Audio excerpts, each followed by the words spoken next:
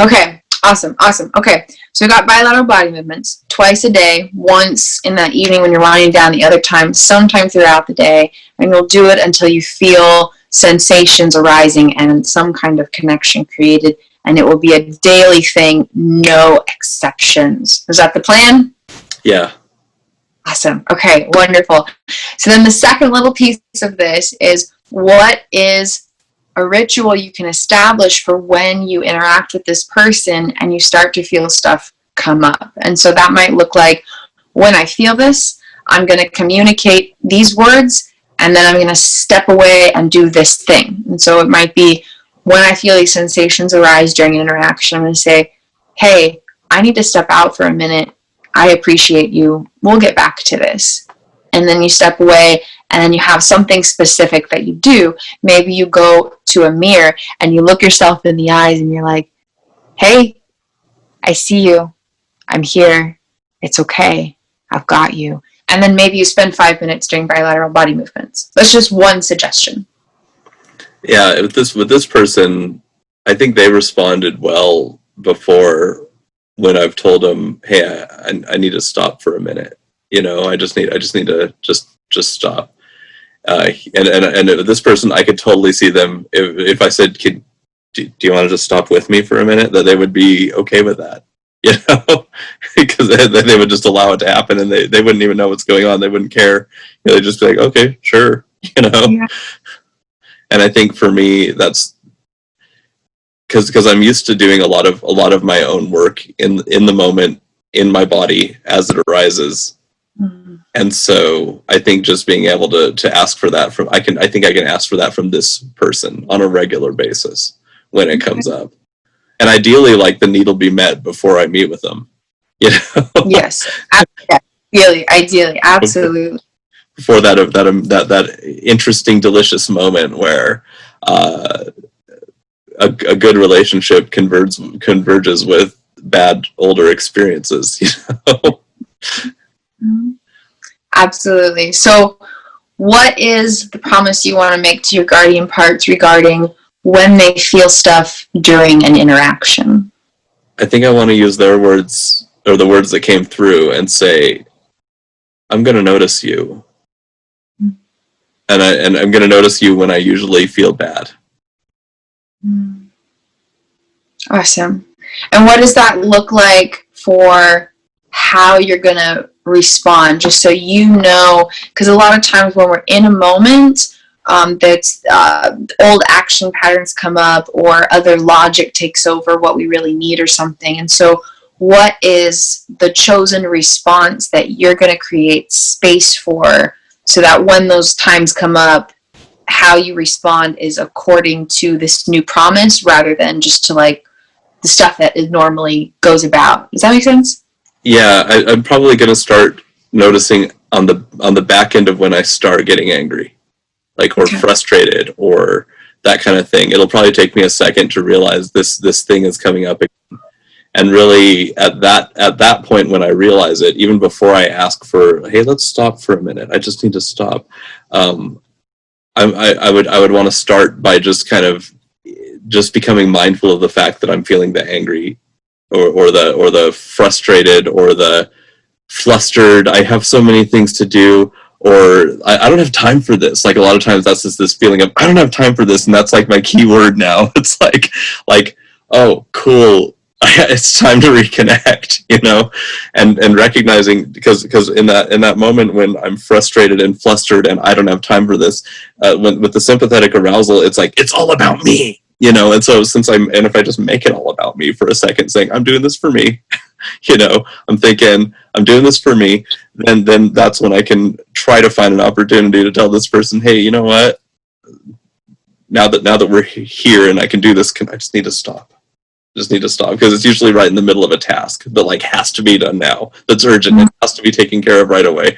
And so to be able to be working on the task while thinking, I'm going to do this for me, you know, and then just looking for a time to put in I need to stop for a second, you know, because and I kind of wonder what that'll do for the relationship too, to just get used to the idea of interrupting a pattern that has been an ongoing problem, but then not just to interrupt a pattern, Because honestly, you can get a lot done with just interrupting patterns. But no, I want to take it a step further where I'm actually meeting the internal sort of attachment need and the sort of the whatever below level of conscious action or activity has never been completed, and to complete it, to sort of reclaim these moments. And really, I mean, after it's reclaimed, even if my ritual changes, like I think that'll be okay.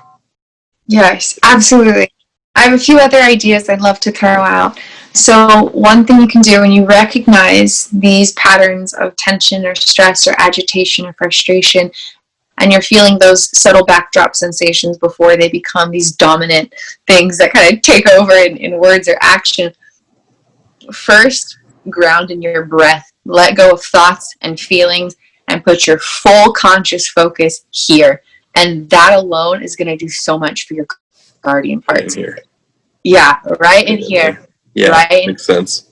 And when you can come to a place where you actually feel the particles of air going inside of your nose, you will have so much power to be there for your consciousness. It will blow your mind. When you can consciously choose from automated, let's say you're sweeping the hallway and you start to feel tension in you and you start to feel frustrated and hurried or anxious or whatever. If you can instantly choose to turn 100% of your conscious focus towards feeling the particles of air moving from the atmosphere into your nostrils, you will have complete power. So just start to practice that. Once you've taken a step to tune into your breath, whatever that looks like, however much connection happens is totally fine. Maybe do like 3 breaths and have that be like your goal. 3 deep breaths. I'm just going to completely stop everything. Stop looking, stop thinking, stop feeling, stop moving.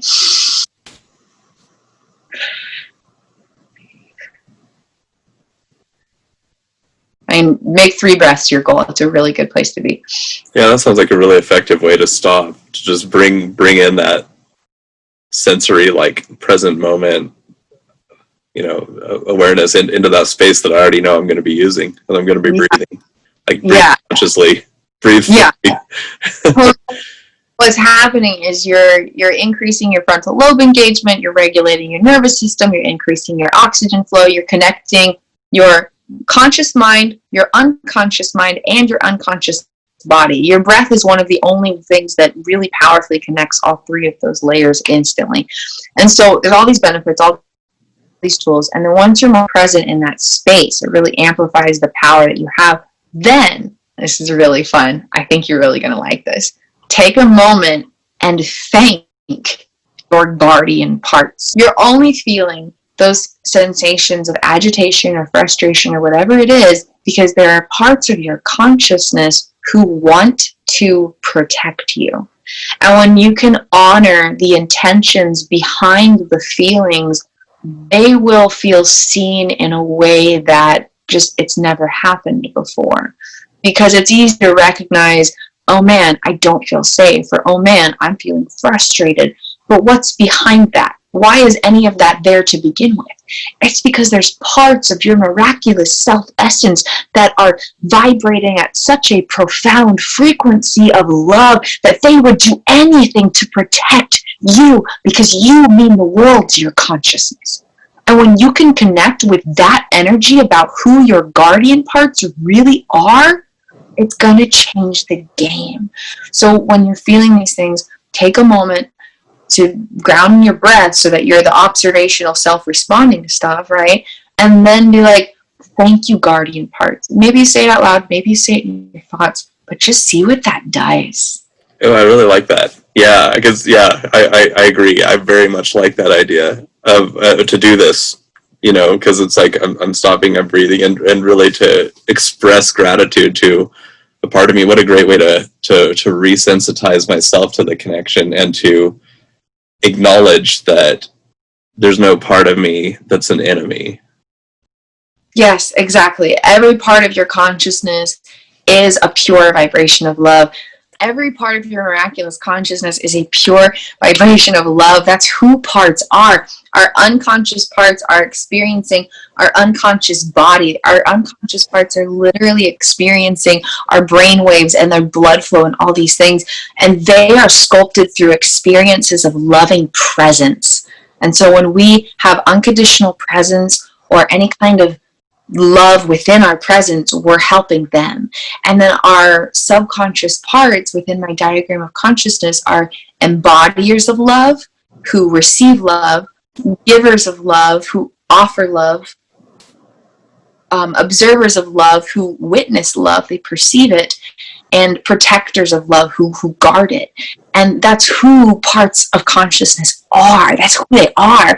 And they don't know that that's who they are because they've never been told that. And so if we take that time to connect and be like, wow, like I'm feeling hurried because a part of me wants to feel safe. Like just reframing that is the most profound inner experience of loving connection. Yeah, I love that conceptualization. I mean, really, because when you think about how, I mean, this is a more Freudian term, but you know, how projective identification works when it's really when it's more of a conscious thing, and reframing, you know, how people's actions and relationships, taking whatever portion of it is good, lovable, charitable, desirable, you know, likable, and being able to say, yeah, that's the part that I believe this behavior speaks to. It does beautiful things for relationships. And when we give that to ourselves, you know, those parts of ourselves that just have been split off, you know, and to be able to welcome them back in this way, I mean, I can just see how this would both impact how a person feels inside, how I feel inside, and then how I treat others, how much easier it is to recognize the positive intent within others, or whether it's positive towards me or positive towards whatever else they have going on, like being able to recognize and honor that. Yes, absolutely. Yes, when we can see the intention behind the thing, because a lot of time we'll just see the thing, like you just see your agitation.